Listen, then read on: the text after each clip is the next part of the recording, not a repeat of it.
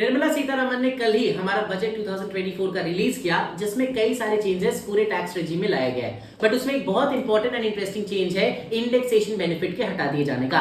तो आइए समझते हैं इंडेक्सेशन का बेनिफिट होता क्या है। तो मान लो 2002 में आप लोगों ने एक घर खरीदा था for let's say 5 lakh rupees, क्योंकि उस समय की प्रॉपर्टी की प्राइस कम हुआ करती थी और आज वो प्रॉपर्टी आपने बेचा है लेट्स से 50 लाख रुपीस में। अब because inflation, because GDP and because time value of money, आपके उस समय का 5 लाख का जो घर था वो आज 50 लाख रुपए में बिक गया।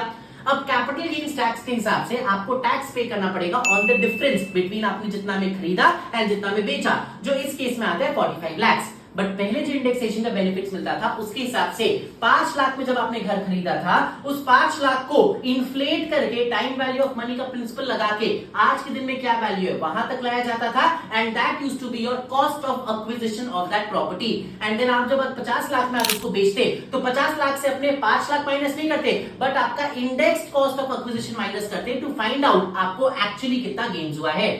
बट अब अनफॉर्चुनेटली इस इंडेक्सेशन के पूरे प्रिंसिपल को इनकम टैक्स एक्ट से हटा दिया गया है और अब कोई भी कैपिटल एसेट अगर कोई इंसान बेचेगा तो उनको अपने cost of acquisition without any indexation का ही बेनिफिट मिलेगा, and as a result of this उन्हें ज्यादा पैसे पे टैक्स पे करना पड़ेगा।